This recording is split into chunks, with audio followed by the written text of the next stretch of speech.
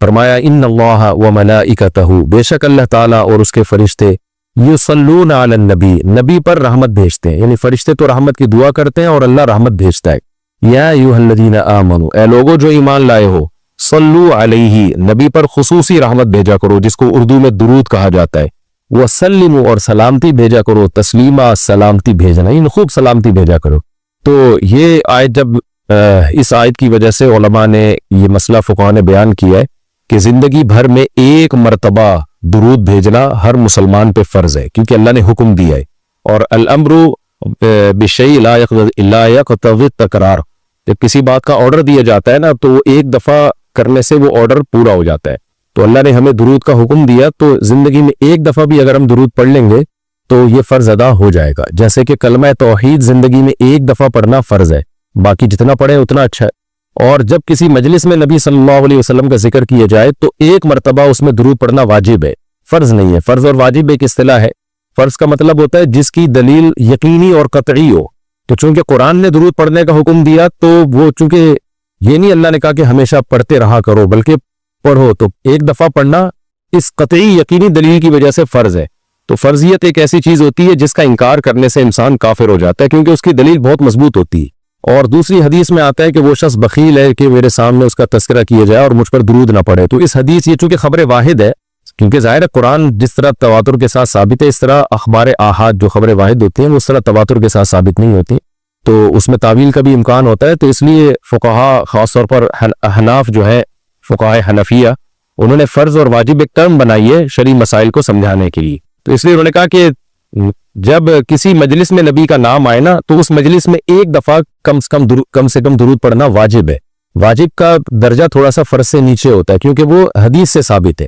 تو اور پھر جب بار بار نبی کا نام آئے تو پھر بار بار پڑھنا واجب نہیں ہے کیونکہ اس میں حرج ہے۔ ہاں مستحب ضرور ہے کہ جتنی دفعہ پڑھیں، جب بھی نبی صلی اللہ علیہ وسلم کا نام آئے تو لازمی درود شریف پڑھا کریں، یہ تو مستحب ہے۔ نبی صلی اللہ علیہ وسلم نے فرمایا جس شخص نے مجھ پہ ایک دفعہ درود پڑھا اللہ اس پر 10 رحمتیں نازل کرتے ہیں اور اس کی 10 خطاؤں کو معاف کرتے ہیں۔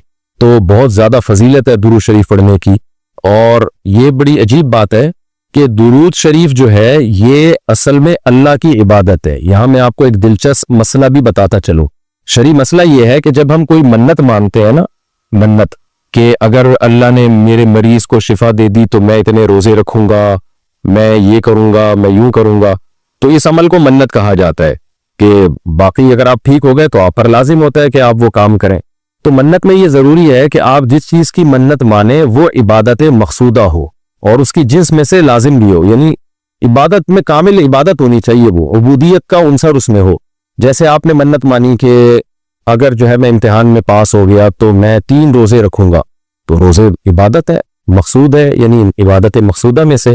لیکن اگر آپ نے منت مانی کہ میں اگر امتحان میں پاس ہو گیا تو میں وضو کروں گا، تو وضو چونکہ مقصود نہیں ہے، عبادت مقصودہ نہیں ہے، وضو سے مقصد تو نماز ہوتی ہے، تو وہ منت آپ کے اوپر لازم ہی نہیں ہوگی۔ آپ نے اگر منت مانی کہ جی میں صدقہ کروں گا، تو صدقہ عبادت مقصودہ ہے اور اس کی جنس میں سے جو زکوٰۃ ہے وہ واجب بھی ہے، روزے کی جنس میں سے رمضان کا روزہ واجب ہے۔ آپ نے نفل نماز کی منت مانی تو بھی منت پورا کرنا آپ پر لازم ہے، کیونکہ نفل نماز جو ہے وہ عبادت بھی ہے اور اس کی جنس میں سے یعنی فرض نماز آپ پر لازم بھی ہے۔ تو اگر دونوں میں سے ایک شرط بھی نہیں پائی جائے گی تو منت پھر منعقد ہی نہیں ہوتی ہے۔ جیسے آپ نے کہا کہ میں جو ہے وہ اگر امتحان میں کامیاب ہو گیا، پاس ہو گیا، تو میں جو ہے اپنے والدین کی خدمت کروں گا، تو یہ خدمت ثواب تو بہت ہے لیکن عبادت مقصودہ نہیں ہے، عبادت مقصودہ نہیں، تو یہ منت آپ پر پورا کرنا لازم نہیں ہوگی۔ خدمت تو کرنی چاہیے، ماں باپ کی خدمت سے بڑھ کر تو دنیا میں کوئی نیکی نہیں ہے، لیکن عبادت مقصودہ نہیں ہے۔ مقصودہ کا مطلب نماز، حج، یہ سب چیزیں جو ہے نا مقصود میں آتی ہیں۔ یہ کسی عارضے کی وجہ سے اللہ نے ہمیں حکم دیا ہے کہ تاکہ ماں باپ کو پریشانی نہ ہو۔ یہی وجہ ہے کہ اگر خدمت کے محتاج نہیں ہوتے تو پھر خدمت واجب بھی نہیں ہوتی، ان کی خدمت کے محتاج ہوتے ہیں تو واجب ہوتی ہے۔ لیکن نماز تو جب بھی ٹائم آئے گا آپ پر لازم ہوگی، زکوٰۃ تو سال گزرنے کے بعد جب بھی صاحب نصاب ہوں گے آپ پر لازم ہوگی، چاہے غریبوں کو ضرورت ہو یا نہ ہو، آپ پر تو زکوٰۃ واجب ہوتی رہے گی۔ تو اب علماء کا اختلاف ہوا ہے کہ اگر کوئی شخص درود شریف کی منت مانتا ہے تو کیا اس پر درود شریف کی منت پوری کرنا لازم ہے؟ بعض علماء نے کہا کہ نہیں، کیونکہ درود شریف بھی عبادت مقصودہ میں سے نہیں ہے۔ اس کی پہلے میں اور آسان مثال دیتا ہوں، جیسے تلاوت۔ علماء کہتے ہیں اگر کوئی یہ منت مانتا ہے کہ اگر میں امتحان میں کامیاب ہو گیا تو میں 3 پارے تلاوت کروں گا، تو یہ منت پوری کرنا بھی واجب نہیں ہے، کیونکہ قرآن پڑھنا بہت زیادہ ثواب تو ہے لیکن عبادت مقصودہ نہیں ہے، بلکہ مقصد قرآن سے کیا ہے کہ آپ کا دل بنے اور آپ کو آخرت کی یاد تازہ ہو، آپ کو شرعی حکام کا علم ہو۔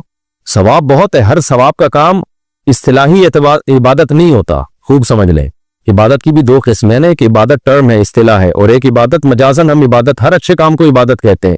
اس لحاظ سے تو کھانا کھانا بھی عبادت ہے اگر آپ کی نیت اچھی ہے اس سے، لیکن ایک ہوتی ہے مقصود عبادت، تو مقصودہ عبادت میں سے نہیں ہے۔ ثواب بہت ہے قرآن کی تلاوت کرنا، اللہ سے محبت کی علامت ہے، بغیر سمجھ کے پڑھنا بھی بہت بڑی نیکی ہے، قرآن بغیر سمجھ کے پڑھنا بھی، لیکن قرآن کی تلاوت کی منت جو ہے وہ منعقد نہیں ہوتی۔ تو اسی طرح اب یہ اختلاف ہوا ہے کہ اگر کوئی درود شریف کی منت مان لیتا ہے کہ اگر میں امتحان میں کامیاب ہو گیا تو میں 100 دفعہ درود شریف پڑھوں گا، تو کیا یہ منت پوری کرنا واجب ہے یا نہیں؟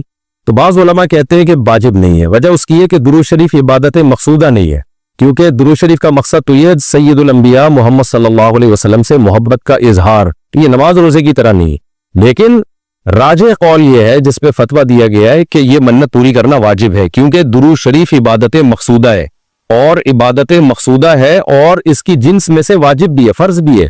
تو فرض کیسے ہے؟ کیونکہ قرآن نے ہمیں حکم دے دیا، اب زندگی میں ایک دفعہ درود شریف پڑھنا فرض ہو گیا، یہ مسئلہ تو آسانی سے سمجھ میں آ گیا کہ فرض کیسے۔ اب یہ ایک سوال پیدا ہوتا ہے عبادت مقصودہ کیسے ہے؟ نبی صلی اللہ علیہ وسلم کی تو عبادت جائز ہی نہیں ہے۔ اس کا بڑا دلچسپ جواب دیا حضرات فقہا نے کہ درود شریف اصل میں اللہ کی عبادت ہے جو ہم اللہ کو خوش کرنے کے لیے کرتے ہیں، کیونکہ اللہ نے ہمیں آرڈر دیا ہے، اور اس میں عبادت کا عنصر، عبادت کہتے ہیں جس کی جو ہے وہ جس میں عبودیت کا عنصر ہو، آپ بطور غلام جو کام کر رہے ہو، جس میں آپ کو لاجک پوچھنے کی بھی اجازت نہیں ہوتی۔ جیسے 5 نمازیں فرض ہے نا، کیوں فرض ہیں؟ بھی لاجک کی بھی ہمیں حکم نہیں، ہم نے پڑھنی ہے۔ روزہ فرض ہے، اس کی حکمت اللہ نے بیان کی، لیکن وہ حکمت نہ بھی ہو تو روزہ رکھنا پڑے گا۔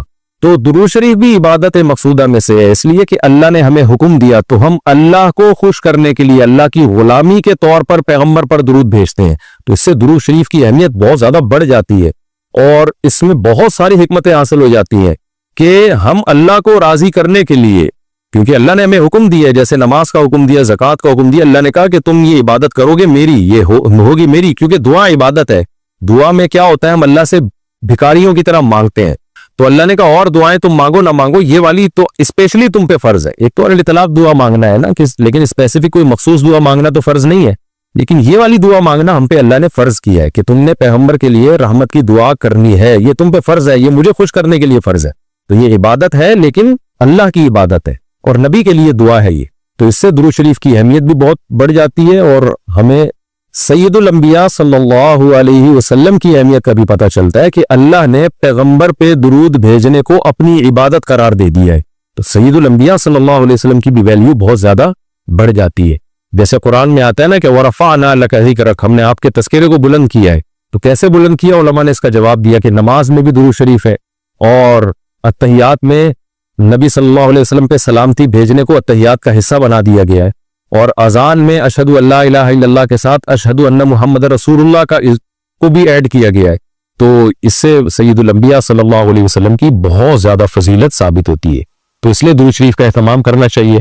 جیسے شریعت میں بعض عبادتیں بعض اوقات میں زیادہ پسندیدہ ہیں، آپ دن میں نوافل پڑھیں اس کا بھی ثواب ملتا ہے، لیکن یہ نوافل آپ رات کے آخری حصے میں پڑھیں تو تہجد بن جائے گی، بہت زیادہ ثواب ہو جائے گا۔ آپ روزہ رکھیں، عام دنوں میں ثواب ہے، عید جمعرات کو زیادہ ثواب ہے، ایام بیز میں زیادہ ثواب ہے، رمضان کا تو بہت ہی زیادہ ثواب ہے، عاشورہ کا بھی ثواب ہے۔ تو جیسے جتنی بھی عبادتیں ہیں وہ خاص دن اور خاص اوقات میں ان کی فضیلت بڑھ جاتی ہے، تو ایسے ہی درود شریف کے بارے میں حدیث میں آتا ہے کہ عام دنوں میں بھی درود شریف میں بہت ثواب ملتا ہے، لیکن صحیح حدیث سے یہ بات ثابت ہے کہ جمعے کے دن درود شریف پڑھنا عام دنوں سے زیادہ افضل۔ اسی وجہ سے ہمارے اکابر کا ہمیشہ سے معمول رہا ہے، جو ہم نے دیکھا بھی ہے کہ وہ جمعے کے دن خاص طور پر عصر کی نماز کے بعد درود شریف پڑھنے کا بہت زیادہ اہتمام کرتے ہیں، اور جب وہ عمرے کے لیے یا حج کے لیے جاتے ہیں تو بھی مسجد نبوی میں اکثر وہ میں نے دیکھا ہے اپنے بڑوں کو کہ وہ عصر کی نماز کے بعد نا مسجد نبوی میں صرف درود شریف ہی پڑھتے ہیں بیٹھ کے۔ ایک تو وہ جگہ ایسی ہے کہ جہاں سید الانبیاء صلی اللہ علیہ وسلم کا روضہ اطہر ہے سامنے، اور پھر وہاں جمعے کا دن بھی ہو تو، اور پھر عصر کی کا وقت جو ہے وہ قبولیت کا وقت ہوتا ہے جمعے کے دن، جیسے کہ حدیث میں آتا ہے نا جمعے کے دن ایک گھڑی ایسی ہوتی ہے جس میں دعا رد نہیں ہوتی، تو جمہور علماء اس طرف گئے ہیں کہ اس سے عصر کا ٹائم مراد ہے، اگرچہ اس میں اختلاف ہے لیکن جمہور اس طرف گئے ہیں کہ عصر کا وقت مراد ہے۔ تو جمعے کے دن عصر کے وقت درود شریف کا اہتمام کرنا چاہیے. اور ویسے بھی اگر آپ کو عصر کے وقت ٹائم نہیں ملتا تو جمعے کی نماز کے لیے آپ وقت سے بہت پہلے آ جائیں, نہا دھو کے تیار ہو کے اگلی صف میں بیٹھیں, اور خطیب صاحب کا بیان شروع ہونے سے پہلے آپ تحیۃ المسجد پڑھنے کے بعد درود شریف کی کثرت کیا کریں. تو اس کے بہت زیادہ فضیلت ہے اور ہمیں اللہ نے حکم دیا. اور علماء نے بیان کیا کہ درود شریف کو جو اللہ نے ہم پہ لازم کیا نا, اس میں ایک حکمت یہ بھی ہے کہ سید الانبیاء صلی اللہ علیہ وسلم کی بشریت ہمارے ذہن میں اور اچھی طرح بیٹھ ہے. کیونکہ پچھلی امتیں جو تباہ و برباد ہوئی ہیں وہ اس لیے ہوئی ہیں کہ انہوں نے پیغمبروں کو اتنا اونچا مقام دیا کہ اللہ کے برابر لے آئے. جیسے عیسائیوں نے حضرت عیسیٰ کو اللہ کا بیٹا بنا دیا معاذ اللہ, اور جہاں ہمارے یہاں بھی جو بدعتی لوگ ہیں انہوں نے سید الانبیاء کو حاضر ناظر مشکل کشا کیا بنا دیے, تو شرک کرنے لگے. تو درود شریف میں ایک حکمت یہ بھی ہے کہ جب ہم نبی کے لیے دعا کرتے ہیں اللہ تعالیٰ سے کہ اللہ سید الانبیاء پر اپنی خصوصی رحمت نازل فرما اور آپ پر سلامتیاں بھیج, تو اس سے ہمیں یہ بھی پتہ چلتا ہے, یہ عقیدہ ہمارے دل میں بیٹھتا ہے کہ محمد صلی اللہ علیہ وسلم بھی اللہ کی رحمت کے محتاج ہے. تبھی تو ہمیں حکم دیا جا رہا ہے کہ ان کے لیے دعا مانگو. ہاں یہاں ایک اشکال ہو سکتا تھا اس کا کہ بھئی اچھا اس کا مطلب نبی ہماری دعا کے محتاج ہیں. تو نہ نبی ہماری دعا کے محتاج نہیں ہے, اللہ کی رحمت کے محتاج ہے. ہم دعا نہیں بھی مانگیں گے تو اللہ سے اپنے حبیب صلی اللہ علیہ وسلم پر رحمت بھیجے گا. لیکن اللہ نے ہمیں حکم یہ دیا تاکہ ہماری نظر میں یہ عقیدہ اور اچھی طرح مضبوط ہو جائے کہ تم بھی پیغمبر کے لیے اللہ سے دعا مانگا کرو. اس سے پتہ چلتا ہے پیغمبر تمہاری دعا کے محتاج ہو یا نہ ہو لیکن اللہ کی رحمت کے بہرحال محتاج ہے, اور پیغمبر بھی اس لائق ہیں کہ ان کے لیے دعا مانگی جائے. اور یہ اس سے ان کا مرتبہ کم نہیں ہوتا بلکہ مرتبہ بڑھ جاتا ہے, کیونکہ پیغمبر نے ہمیں یہ سکھایا ہے کہ یا ایھا الناس انتم الفقراء الی اللہ, اے لوگو تم سب کے سب اللہ کے در کے محتاج ہو. اور یہ جو میں نے کہا کہ پیغمبر اس لائق ہیں کہ ان کے لیے دعا مانگی جائے, تو اس کا کوئی یہ مطلب نہ لے کہ پیغمبر ہماری دعا کے محتاج ہے. یہ میں بار بار بتا چکا ہوں, ہماری دعا کے محتاج نہیں ہے, لیکن اللہ تعالیٰ یہ چاہتے ہیں کہ میں پیغمبر پر رحمت بھیجوں لیکن اس میں امتیوں کا حصہ پڑ گیا ہے. حضرت مولانا اشرف علی تھانوی رحمہ اللہ نے اس کی ایک مثال دی ہے کہ جیسے کسی بادشاہ کو اپنے شہزادے سے بہت زیادہ محبت ہے, وہ ویسے اس کو گفٹ دینا چاہتا ہے اور آپ کو پتہ ہے کہ اس نے یہ گفٹ دینا ہے, لیکن آپ جا کے بادشاہ سے سفارش کر دیتے ہو کہ بھئی ان کو یہ گفٹ دے دو. اس میں آپ کا مقصد یہ ہوتا ہے کہ بادشاہ نے تو کرنا ہی ہے, تو بادشاہ کے دل میں ہمارا مقام بھی بڑھ جائے گا کہ دیکھو جو کام میں چاہتا ہوں تو یہ بھی مجھ سے وہی چاہتا ہے, اور اس سے نبی صلی اللہ علیہ وسلم سے بھی آپ کا تعلق بڑھ جائے گا, اور یعنی جو شہزادہ ہے نا اس سے بھی تعلق بڑھ جائے گا آپ کا. تو جب ہم اللہ سے دعا مانگتے ہیں نبی کے لیے تو ہمارا اللہ کا ریلیشن بھی بڑھتا ہے, اس سے اللہ خوش ہوتا ہے کہ دیکھو میرے حبیب کے لیے یہ بھی مجھ سے کہہ رہے ہیں رحمت بھیجنے کا, اور سید الانبیاء سے بھی ہمارا تعلق بڑھ جائے گا. قیامت کے دن یہ چیز سفارش میں معاون اور مددگار ہو.